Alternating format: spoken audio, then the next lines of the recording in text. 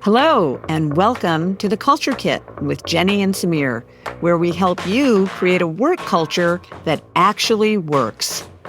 Whether you're in the C-suite or just starting out, an effective workplace culture is essential to achieving your organization's goals. I'm Jenny Chatman, a professor and dean at UC Berkeley's Haas School of Business. And I'm Samir Srivastava, also a professor at the Haas School. Together, we founded the Berkeley Center for Workplace Culture and Innovation. Today, we're starting off season 4 by talking about a force that's so pervasive, it's probably shaping your workplace in ways you might not even realize. And we have one of our own Berkeley Haas colleagues joining us. This is going to be great. Hey, Samir. Hey, Jenny. It's been a while. I'm excited to be back with you on the Culture Kit. Me too. A lot has happened in the world since our last season, not to mention you taking on the role of Dean of the Haas School. Congratulations. Well, thanks. It's been a privilege leading Haas.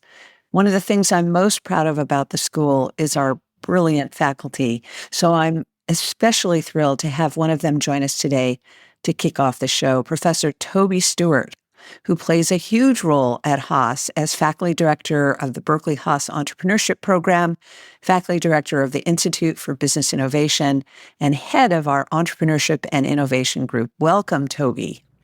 Thanks, Samir. Thanks, Jenny. It's a great pleasure to be here. It really feels like all in the family, so I'm looking forward to this conversation.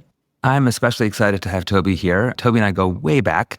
In fact, Toby was my dissertation co-chair when I did my PhD.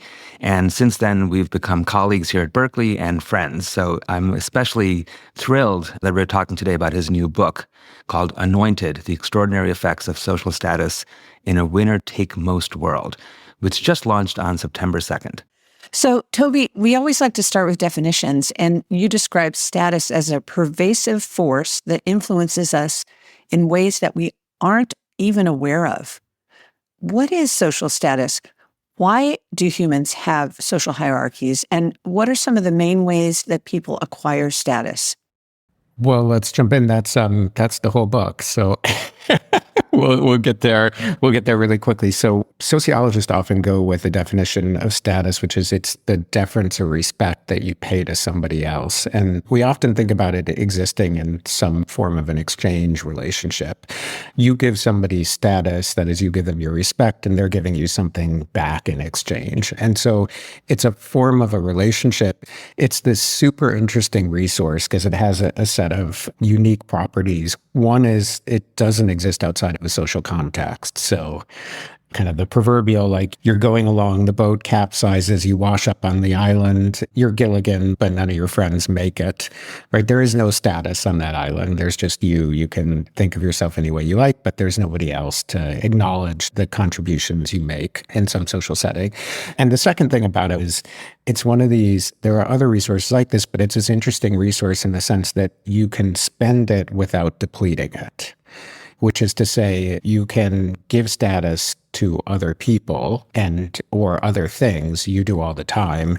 We do all the time. That's where the title comes in major or minor ways. You anoint other people or other things, and that's a bestowal of status.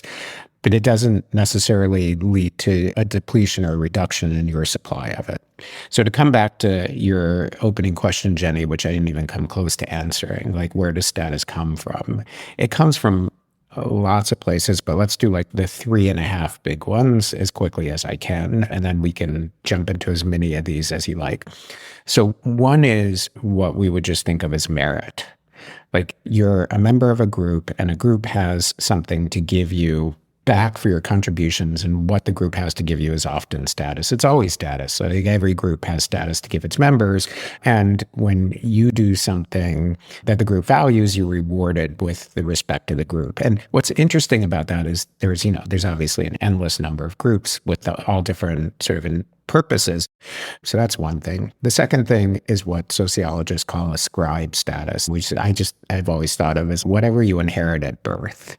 So you inherit sex, you inherit skin color, you inherit, probably height, you inherit certain amounts of cognitive capacity, you inherit eye color, you inherit the socioeconomic standing of the family that you're born into.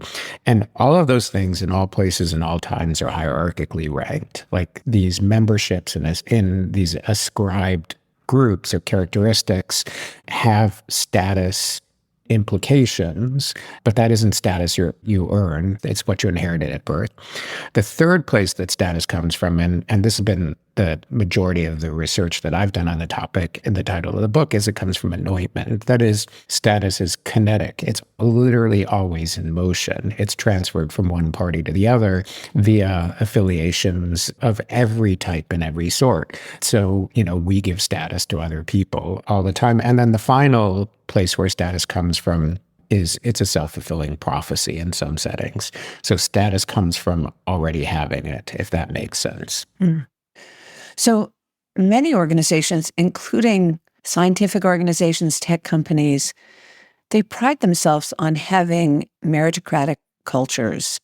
Yet your research suggests most fields are really deeply influenced by status. So tell us more about some of the ways this plays out. What are some of the more surprising examples of what this looks like? Yeah, so I love that question. I mean, let me tell you another sort of origin story of my research career, which is that when I decided to get a PhD, I did it because, well, I was super naive. I had gone to this liberal arts college. My parents are academics. I had no real understanding of how the world works, but I had been told by many people that if you go into, you go work for a company, it's about schmoozing, it's about ingratiating, it's about who you know, it's about forming alliances, it's about doing all the things that we talk about. But it's not so much about merit, right? It's about this other stuff. And I just thought, I'm going to be less good at that. So I should go do this. I should go into the field where it's a straight meritocracy. I should be a scientist, because in science, isn't it obvious? It's the best idea that wins. It's the most careful research. It's the most important project. And these are, relatively speaking, objective. These are objective things. We know how to judge them. And so I get to graduate school. I get to Stanford JSB, where I did my PhD. And one of the first papers I'm asked to read is Merton's The Matthew Effect in Science. And, I have not ever thought the same way since I read that paper. And I continue to put that paper into every first-year PhD course I ever taught, because I think those 5 pages or whatever it is radically changed how I think about everything. And the punchline is, science is this gigantic status system, and that's the way academia works. And credit accrues to people who already have fame. I was dead wrong. If anything, probably corporations are more of a meritocracy. So a couple more questions about the nature of status. You talk in the book about how status can serve some useful purposes too, like reducing our cognitive load or helping groups allocate resources. Could you maybe give an example of how that plays out in organizations, but also tell us a little bit about the flip side of how informal status hierarchies might compete and get in the way of the formal hierarchy in an organization? Yeah, those are great questions. So the general position in the book is that there's a central drawback of the status system as it currently operates, which is that it creates inequity. And the inequity arises for 2 principal reasons. One is because there's a set of status characteristics that we don't earn. We're just born with them. And those are the so-called ascribed characteristics that we already talked about.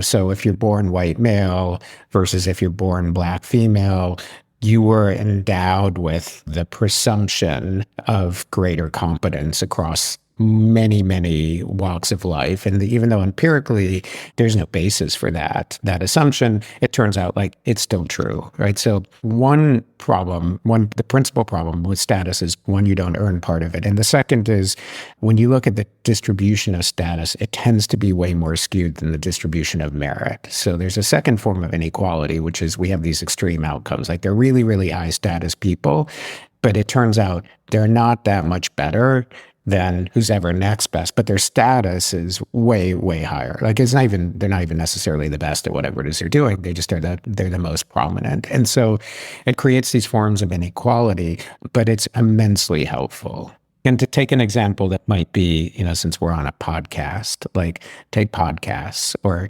take books, because I just wrote a book, or take art, or take, the social media that was created in the span of time it took me to complete this sentence.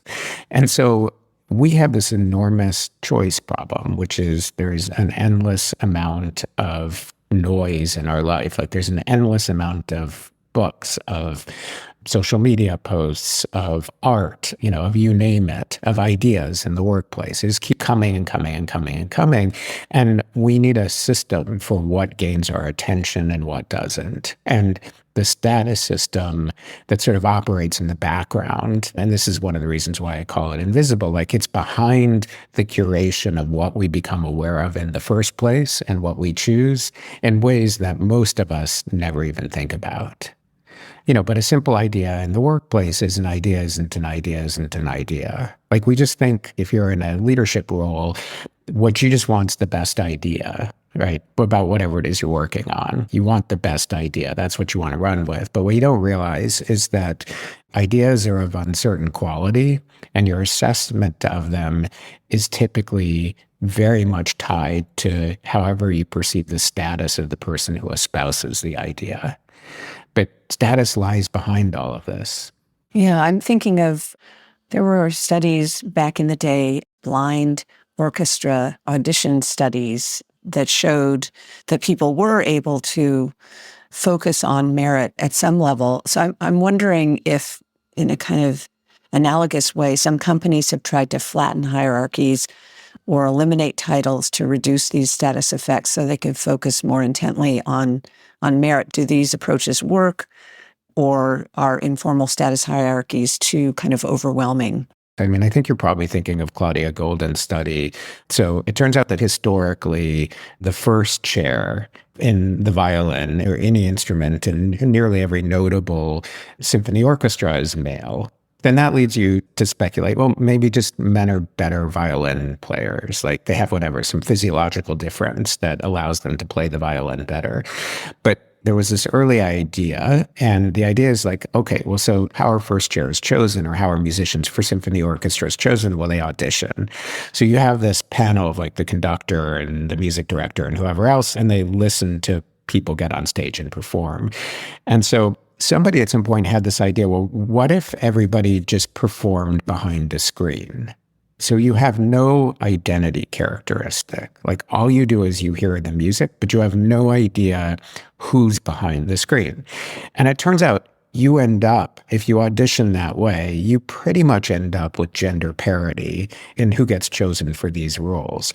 But when you have the freedom of viewing who the person is, overwhelmingly men are chosen for the job. And that gets into like maybe the most central assertion and the central claim in the book, which is that's a thought experiment we can repeat over and over and over and over, where you take some product, like it might be a bottle of wine, or it might be a handbag, or it might be an idea in the workplace, or it might be a scientific paper.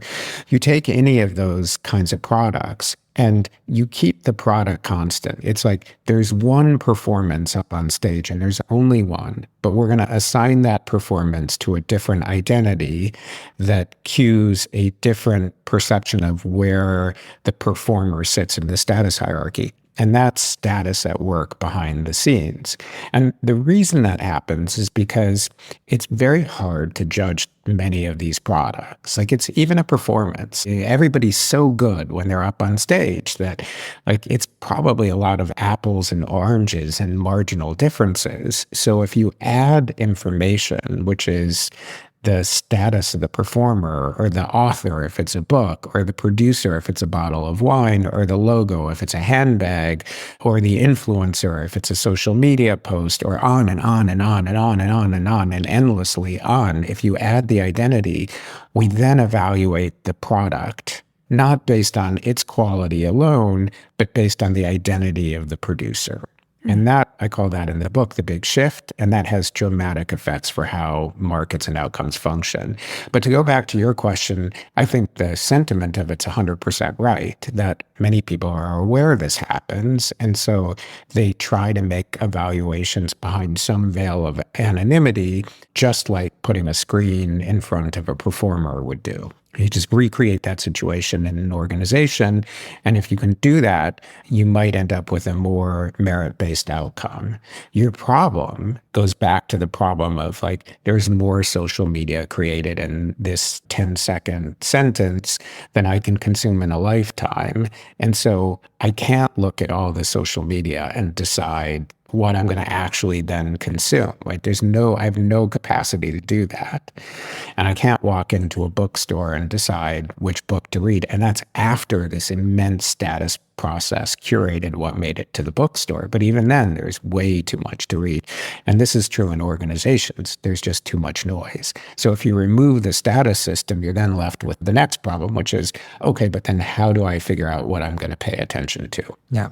Yeah. So from a psychological standpoint, the reduction of the cognitive load is really appealing for us. Exactly. Yeah, but let's talk about another feature of status that you touched on earlier. You were talking about how the distribution of status is more skewed than the distribution of merit. And so one implication is that many people at the top of a status hierarchy believe that they've gotten there entirely as a function of their own merit, when in fact there was this more invisible status process at play. What kind of blind spots does that create for leaders, and what can they do to overcome those? Yeah, so there's this quote that 9 times out of 10, it's attributed to Barry Switzer, and I love it. I mean, you probably know what's coming. And then 1 times out of 10, it's attributed to somebody else. So this is the one where, he was born on third base and he thinks he hit a triple, right? Which is just the fun way to kind of make the same point, right? So if you accept the central arguments in the book, where you end up is the vast majority of people who have high status have it beyond their ability-based advantage. And that's the Matthew effect and the cumulative nature of status, where if you have it, you get more of it, and you get ahead, and you get ahead, and you get ahead, and you get ahead. And then, of course, the upshot of that is that many people in the end up in Barry Switzer's world where, they're on third base and they think they hit a triple, but that is, in fact, isn't true. So if you're on third base and you think you hit a triple, you're probably feeling pretty good about yourself, right? I mean, that's a hard thing to do. And you're going to attribute it to your own abilities or skills. And in leadership roles, I think that leads to overconfidence, blind spots, closed-mindedness, disinterest in what a lot of other people think. It's all the things. So are there ways that leaders and organizations could use status for their benefit, without perpetuating biases and inequality? Would you want to create status around an initiative that you think will be good for the organization? So, I should ask you that, Jenny. I sit on a bunch of boards, but Samir's running a department and you're running a school. So, you guys are the ones running things these days, and I'm just the podcast guest. But, I think if I was interviewing you, you're a new dean. You've inherited an organization that I would say has not changed a lot in the last very long time. You're looking at a future that's radically different than the past. We as a society and as a set of organizations, we are facing I don't even know how to describe it, but a Richter scale 10 earthquake. Everything's about to change. And so you've already launched a bunch of initiatives around this. And so then when you're leading an organization, I think one thing that most people do naturally is they think, how do you enlist the status hierarchy to help you get things done? Right? So part of running an organization is having a lay of the land. And there's this classic, another part of organization theory, which I think, Samir, you were alluding to earlier, is this distinction between formal and informal hierarchy. And the informal hierarchy is the status hierarchy, and the formal hierarchy is the boxes and the positions. But Jenny, you're leading a flat organization. And, I don't know. I mean, people always debate whether the dean's box is below or above the faculty because, Definitely below. I mean, that's what I've always thought. But, so there's not a lot of command and control. And then it's a very lateral. So if the dean's box say we're above the faculty, then the faculty are all kind of on one line, right? And it's big, there's 100 people or whatever there is in your organization. And so how do you get things done? Well, I mean, you think a lot about what the informal hierarchy is, who has influence, who needs to buy in to what your initiatives are, and how do you deploy their status to mobilize resources or opinions to get done what you want to get done. So that's how you use the status hierarchy. Does it then perpetuate or diminish the meritocracy? I mean, that depends on what's at stake and the agenda, but you're definitely, if you're a good leader, you're intuitively using the status hierarchy for your initiatives all the time. So let's turn to the topic of AI. And I want to start with the recent op-ed you had in the Boston Globe in which you predicted that AI is going to make it harder to distinguish people based on their actual work output. And it's going to lead to a greater reliance on pedigree. So can you say a little bit more about how you see that affecting norms in organizations around equity or fairness, how it might change the culture of organizations more broadly, and what, if anything, leaders should do about that? Yeah, so on this one, I'm going to say, I don't think any of us know, but I think it's just at this point, if you're running an organization, I think it's an obligation to think about what's coming, what it means for your organization, how it's going to change, and what you can do to affect change in a positive way. I mean, the narrower argument that I made gets back to the core of the book. There's uncertainty in this world. And that uncertainty is driven by an inability to evaluate people or things. And when we have an inability to evaluate them, we look for other mechanisms. Right. And so I do talk a fair bit in the book about art, wine, fashion, products like that, because there's no objective standards for evaluating those things. But then it turns out it's this exact same thing for entrepreneurs. I mean, so science, technology are worlds where status dynamics are enormously impactful. They're enormously influential about what happens in the Silicon Valley world. But because there's a evaluative uncertainty. But one of the ways that we have evaluated people since we developed the system in the first place is by writing. Right. So think about being a college admissions officer today. I actually had this thought for the first time when I was reviewing PhD applications to the Berkeley Haas PhD program earlier in the year. And I was reading these applications and I realized, like, for the first year ever, I couldn't exclude the majority of the applicants based on the fact that they wrote horrific essays. Most essays to PhD programs that we receive are downright terrible. And they're terrible either because people are writing in a second language or a third language or a fourth language and they're struggling with language, or more often, they don't really know what they're getting into and they're applying for reasons that aren't the reasons we want them to apply, and so they miss the mark. But this year, I'm 20 application folders in, and if I were just reading the essays, I couldn't really throw anybody out. Now, why did that happen? Well, we all know why that happened. It's because, that was back in the days of GPT-4, but GPT-4o writes a very good application to a PhD program if you just do a little basic prompting with it.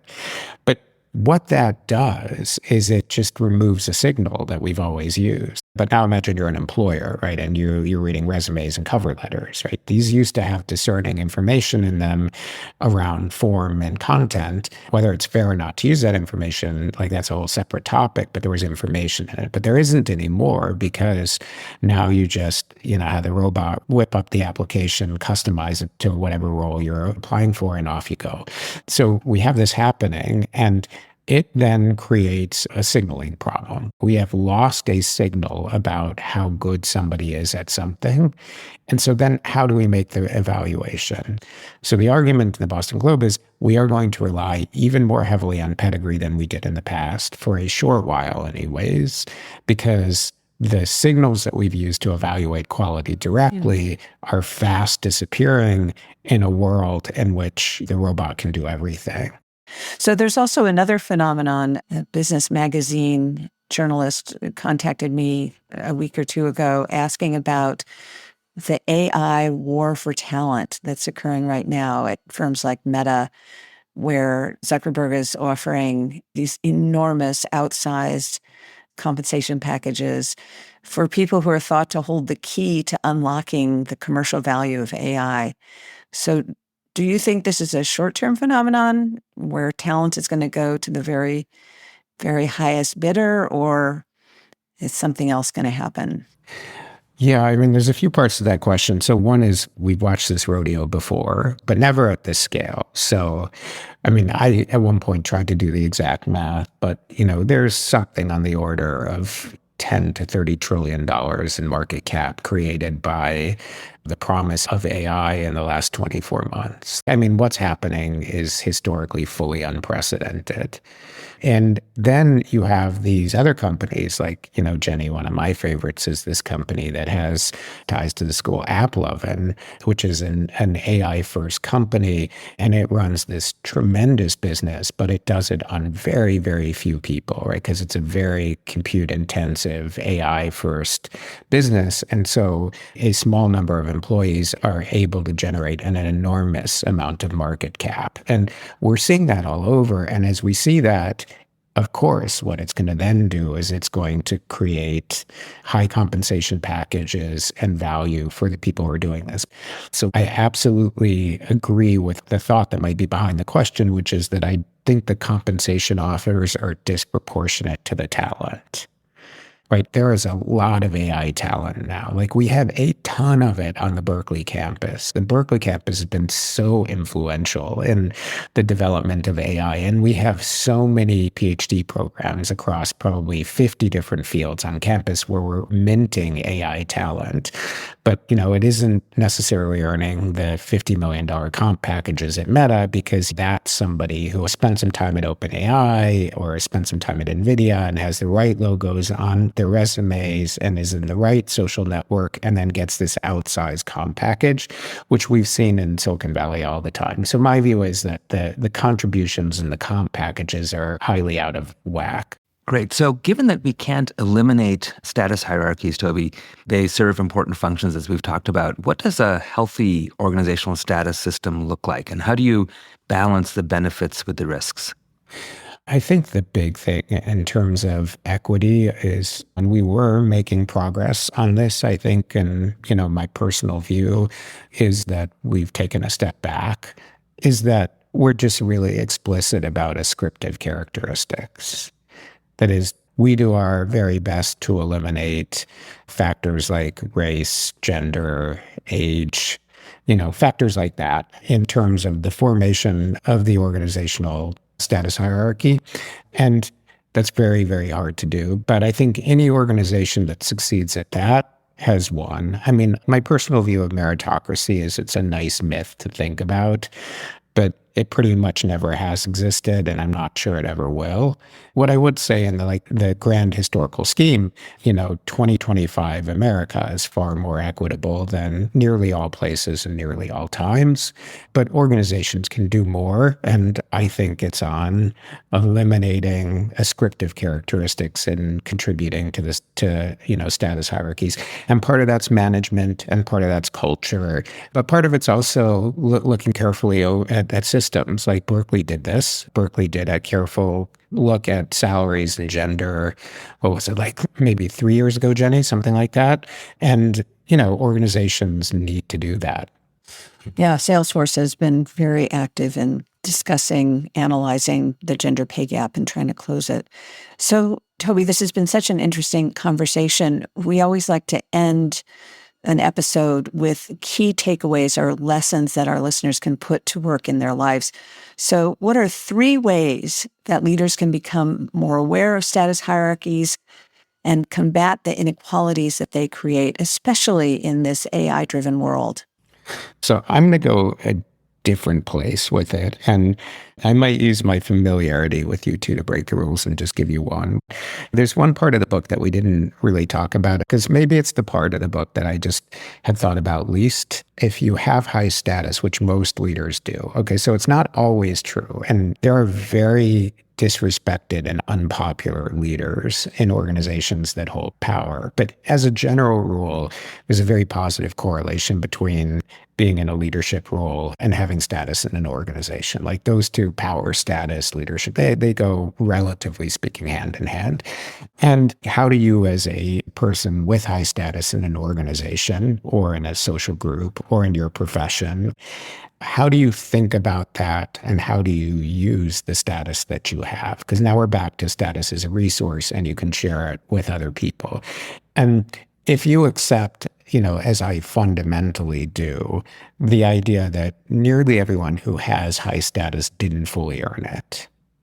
Okay, so like we can argue about what proportion of the status someone has, any one person has, that they actually earned. But my view is, based on all of our understanding of status dynamics, literally just about nobody who has high status earned it 100%. Like they had 1,000 lucky breaks, and they had the Matthew effect kind of boosting up their social status. And then they had what in the book I called a big shift, which is they had positive assessments because their work was evaluated through the lens of the status that they already have. And that all of these things then create high status. And so then the question is, how do you respond to this status? And I think, maybe the most important thing a leader can do is to recognize that.